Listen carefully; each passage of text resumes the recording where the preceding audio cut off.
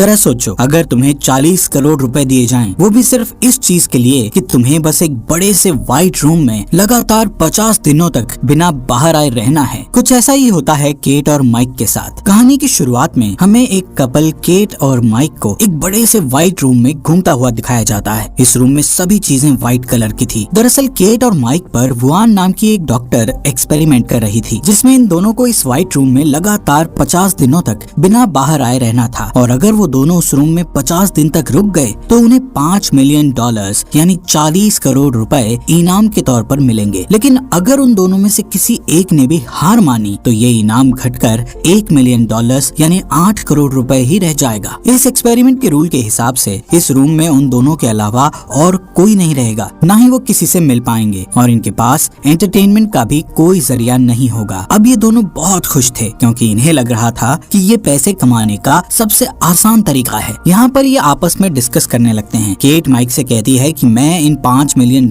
से अपने सारे सपने पूरे करूंगी। वहीं माइक इन पैसों को पार्टीज में उड़ाने का प्लान बनाता है और केट से कहता है कि इतना पैसा आने के बाद हमें कभी भी पैसों के बारे में सोचना नहीं पड़ेगा। थोड़ी देर बाद उनको एक AI डिवाइस की आवाज आती है, जो उन्हें यहाँ के रूल्स के बारे में बताती है कि अब वो लोग एक इमैक्युलेट रूम में हैं। इस रूम में उनके पास सिर्फ एक बेड, एक बेंच और एक सिंपल सा बाथरूम था, जहाँ पर एक मॉनिटर लगा हुआ था, जिसमें इस रूम में रहने के सारे रूल्स लिखे हुए थे, जिनमें से एक रूल ये लिखा हुआ था कि एक टाइम पर एक ही इंसान बाथरूम का इस्तेमाल कर सकता है। यहाँ दीवार पर एक रेड बटन भी था, जिसको प्रेस करके उनमें से कोई भी हार मानकर यहाँ से बाहर जा सकता था। वहाँ लगे मॉनिटर पर टच करके वो लोग अपने लिए खाने पीने का सामान मंगा सकते थे, और एग्जिट डोर के ठीक ऊपर एक बड़ी सी क्लॉक लगी हुई थी, जिसमें उनके 50 दिनों का टाइमर चल रहा था। इस रूम में कैट और माइक के लिए डेली न्यूट्रिशन का एक डिजाइनर बॉक्स आता था, जिसमें उनके खाने पीने का सामान होता था। रूम की लाइट्स रात होने पर ऑटोमेटिकली ऑफ हो जाती और सुबह होने पर ऑटोमेटिक ऑन भी हो जाती थी। इस रूम में समय के साथ साथ सुबह, दोपहर, शाम और रात होने की अनाउंसमेंट AI डिवाइस से की जाती थी, जिसका मतलब होता था कि अब उन्हें आराम करना चाहिए। स्क्रीन पर टच करके वो अपने लिए अलार्म भी लगा सकते थे। माइक यहाँ ऐसे रहने लगता है जैसे कि उसके वेकेशन चल रहे हों, इसलिए वो हर रात देर से सोता था। वहीं केट अपने लिए एक अलार्म सेट करती है ताकि वो अपना एक रूटीन बना सके। अब वो दोनों अपनी पहली रात यहाँ एक ही बिस्तर पर बिताते हैं। सुबह होते ही केट नहाने के लिए बाथरूम में जाती है और वहाँ शीशा देखती हुई खुद को कहने लगती है कि हमें इस चैलेंज को हर हाल में जीतना है। नहाने के बाद वो अपने कपड़े बाथरूम की लॉन्ड्री में धोने के लिए दे देती है, जिसके बदले में उन्हें सिंपल सा प्लेन पजामा और टी-शर्ट्स मिलती हैं। वो दोनों आपस में मस्ती करते हुए कहते हैं कि चलो, इन लोगों ने कम से कम उन्हें रंगीन कपड़े तो दिए। कुछ टाइम बिताने के बाद केट सोचती हुई माइक से बोलती है कि आखिर डॉक्टर वुआन ये एक्सपेरिमेंट क्यों कर रही है। माइक केट से बोलता है कि मुझे इसके बारे में नहीं पता, उन दोनों को बस इतना पता था कि उन्हें 50 दिनों तक यहाँ रहना है, जिसके बदले उन्हें 40 करोड़ रुपए मिलेंगे। इसके बाद माइक और केट खुद को बिजी रखने की कोशिश करते हैं। केट अपना मन शांत करने के लिए मेडिटेशन करने लगती है। वहीं माइक घूर घूर कर उस क्लॉक की ओर देख रहा था, जिसमें 50 दिन का टाइमर चल रहा था। बैठे बैठे माइक अजीब अजीब सी बातें सोचने लगता है, जैसे कि यहाँ की दीवारों का रंग सफेद ही क्यों किया गया है। केट उसे बार बार कहती है कि उसे लगातार उस क्लॉक की ओर नहीं देखना चाहिए, बल्कि उसे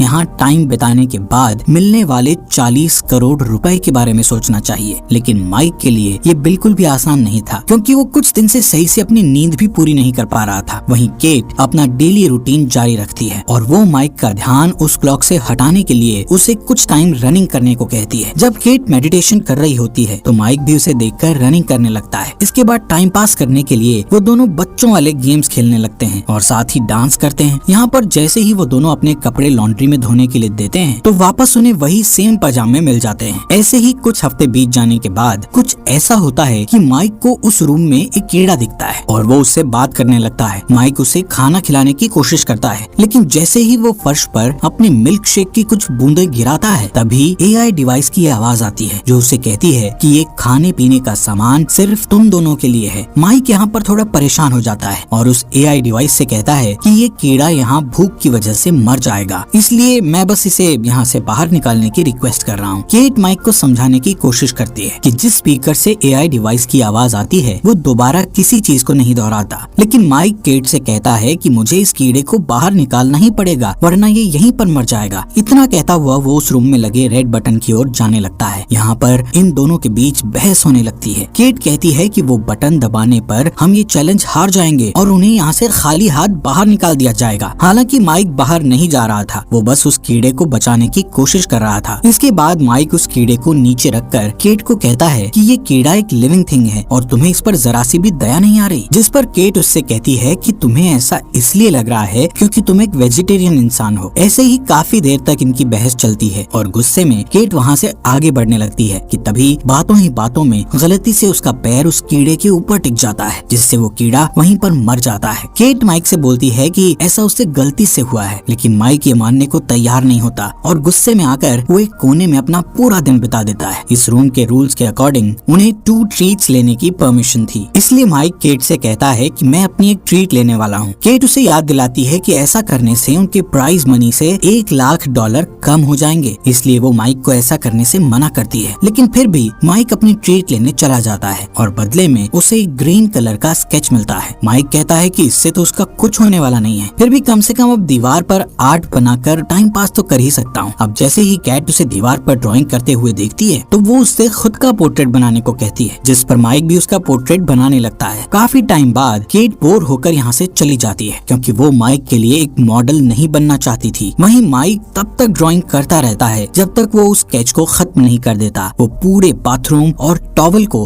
ग्रीन स्केच से पूरा भर देता है। इस वजह से केट बहुत परेशान हो जाती है और माइक से अपने पहले के रूडली बिहेवियर के लिए सॉरी बोलती है। लेकिन यहाँ पर इन दोनों के लिए एक अच्छी बात ये थी कि अब 50 में से सिर्फ 20 दिन ही और बचे थे। ऐसे ही इनके इस रूम पे दिन बीतते जाते हैं और एक सुबह अचानक केट को बाथरूम में एक गन मिलती है। ये दोनों हैरान और परेशान हो जाते हैं कि ये गन आखिर यहाँ कैसे आई। बाथरूम से वो गन उठाकर ये दोनों बेड के नीचे फेंक कर उसे छुपा देते हैं क्योंकि AI डिवाइस ने उन्हें लॉन्ड्री में कपड़ों के अलावा और कोई चीज देने से सख्त मना किया था। कुछ दिनों बाद इन्हें कुछ रिवॉर्ड मिलता है जिसमें इनको एक फैमिली और फ्रेंड्स के मैसेज दिखाए जाते हैं। माइक अपनी सिस्टर का मैसेज देखता है जो उसे बताती है कि वो कैसी है और मॉम डैड कैसे हैं। अपनी बहन को देखकर माइक बहुत खुश होता है, लेकिन जब केट को उसके डैड का वीडियो मैसेज दिखाया जाता है तो उसके डैड कहते हैं कि अब वो रोड पर नहीं बल्कि एक शेल्टर में रह रहे हैं। केट उस वीडियो को रुकवाना चाहती थी, लेकिन उसके कई बार कहने पर भी वो वीडियो नहीं रुकता। तभी वो बाथरूम की ओर जाती है और वहाँ जोर जोर से रोने लगती है। माइक उसे चुप कराने की कोशिश करता है। इसके थोड़ी देर बाद वो दोनों एक साथ लिपट कर सो जाते हैं। अब जैसे ही सुबह अलार्म बजता है तो केट बेड से नहीं उठती क्योंकि वो डिप्रेशन में चली गई थी। जब माइक उससे ना उठने की वजह पूछता है तो वो उसे बताती है कि उसने अपने डैड को कई सालों बाद देखा था और वो हमेशा माइक से झूठ बोलती रही कि उसके डैड नहीं है क्योंकि वो अपने डैड को लेकर बहुत शर्मिंदा थी। वो माइक को बताती है कि उसके डैड बहुत ज्यादा ड्रिंक करते थे और उसके स्कूल की फीस भी नहीं भरते थे। माइक केट से कहता है कि अब हमारे इस रूम में 50 दिन पूरे होने में सिर्फ 2 ही हफ्ते बचे हैं, लेकिन केट अभी भी बेड पर ही पड़ी हुई थी। माइक उसे एंटरटेन करने के लिए नए नए तरीके आजमाता है, लेकिन इससे कैट पर कोई असर नहीं होता और फिर वो खुद भी कैट के साथ बेड पर लेट जाता है, लेकिन इससे भी कैट को कोई फर्क नहीं पड़ रहा था। ये देखते हुए माइक जमीन पर जाकर लेट जाता है। नेक्स्ट डे माइक केट को उनकी बची हुई एक और ट्रीट लेने के लिए कहता है, लेकिन केट उसे ये कहकर मना कर देती है कि वो और पैसों को खोना नहीं चाहती, जिससे माइक फ्रस्ट्रेट हो जाता है क्योंकि उसे लगता है कि अब वो केट की मदद नहीं कर पाएगा। कि तभी केट बेड से उठती है और माइक से उसकी दूसरी ट्रीट मांगने के लिए कहती है, भले ही उनका $1 मिलियन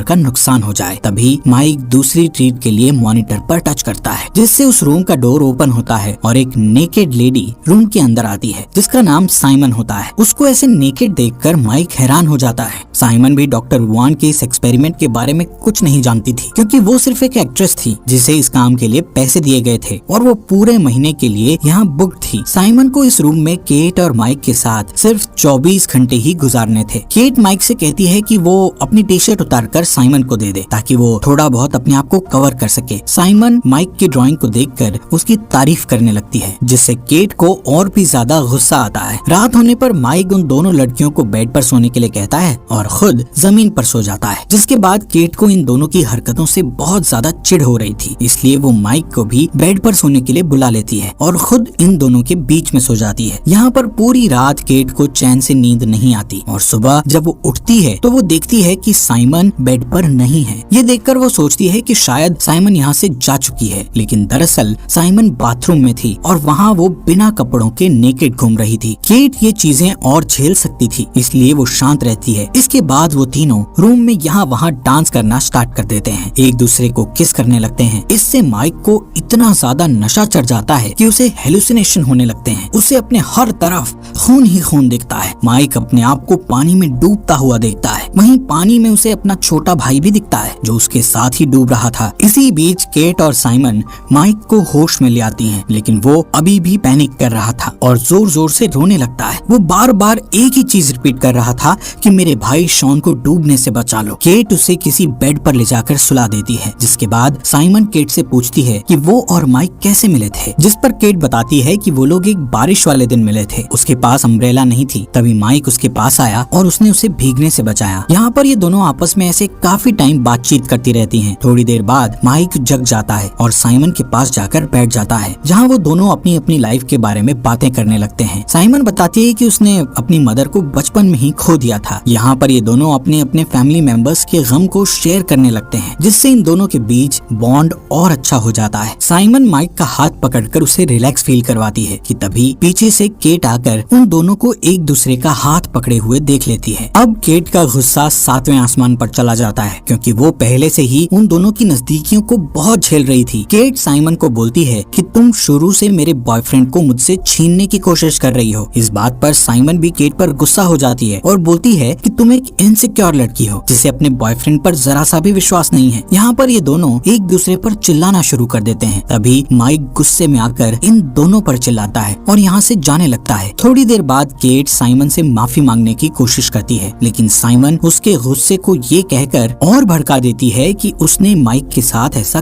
कुछ भी नहीं किया था। नेक्स्ट मॉर्निंग जब माइक उठता है तो वो कुछ ठीक फील नहीं कर रहा था। अब साइमन भी इस रूम से जा चुकी थी, लेकिन जाने से पहले उसने यहाँ माइक के लिए एक मैसेज छोड़ दिया था, जिसमें लिखा था कि पहले कभी किसी ने मुझसे इतना प्यार नहीं किया। केट ये मैसेज माइक को दिखाती है और उस पर भड़कने लगती है कि तुम मुझे चीट कर रहे हो। माइक केट को समझाता है कि जो भी साइमन ने लिखा है वो सब झूठ है। वो कहता है कि इस रूम में ये सब जानबूझकर किया जा रहा है ताकि वो दोनों आपस में लड़ें और हार मान लें। गुस्से में केट माइक को धक्का मार देती है, जिससे उसका सर दीवार से टकरा जाता है और उसके सर से खून बहने लगता है। माइक केट से दूर चला जाता है और उसे कहता है कि उसने कभी भी उसे धोखा नहीं दिया, तब भी नहीं जब वो न्यूयॉर्क चली गई थी। वो हमेशा चाहता था कि केट कभी भी अनकंफर्टेबल फील ना करे, इसलिए उसने अपने कई सारे दोस्तों से मिलना छोड़ दिया। उसने अपने कॉलेज की पढ़ाई भी पूरी नहीं की ताकि वो केट के साथ घर पर रह सके। जब वो डिप्रेस थी तब भी वो उसके साथ था, और इन सब के बदले में उसे क्या मिला? बस उसका शक और नफरत। यहाँ पर केट माइक से माफी मांगती है कि मुझसे गुस्से में ऐसा हो गया। तभी माइक को बहुत अजीब सा फील होने लगता है। वो कहता है कि उसे डॉक्टर की जरूरत है। केट जल्दी से उसके लिए मिल्क शेक लाती है और एक टॉवल से उसके सर की चोट को कवर करती है, जिसके बाद वो माइक को कहती है कि उनके इस रूम के कॉन्ट्रैक्ट में मेडिकल रिसोर्सेज के बारे में नहीं लिखा। माइक ये सुनकर बिल्कुल भी विश्वास नहीं कर पाता कि वो केट से क्या सुन रहा है। वो केट से पूछता है कि क्या सच में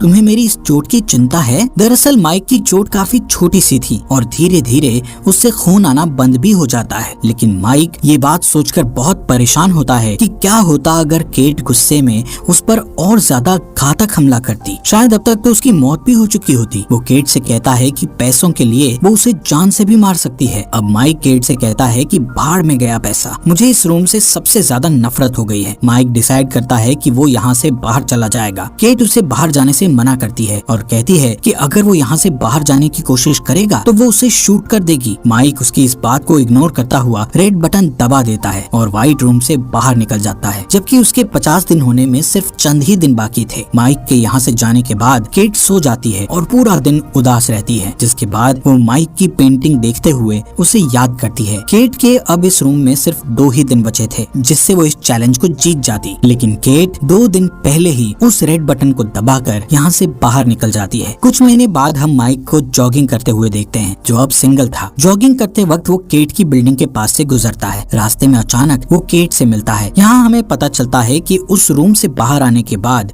कई महीनों तक ये दोनों एक दूसरे से मिले भी नहीं थे। इसके बाद ये दोनों यहाँ से साथ मिलकर डिनर पर जाते हैं। रास्ते में माइक केट से पूछता है कि क्या उसने उस रूम का रेड बटन दबा दिया था। केट इसका जवाब नहीं देती, लेकिन वो जो कुछ भी हुआ उसके लिए माइक से माफी मांगती है। जब वो दोनों यहाँ से चले जाते हैं तब कैमरा कैमरा एक बिल्डिंग पर फोकस करता है जिस पर ये साफ साफ लिखा था कि इस बिल्डिंग का निर्माण एक बहुत बड़े डोनेशन से हो पाया है, जिसके डोनर ने अपना नाम नहीं बताया। मूवी के एंडिंग में हम देखते हैं कि उसी रूम में एक नया कपल इस चैलेंज को एक्सेप्ट कर लेता है और ये मूवी यहीं पर खत्म हो जाती है।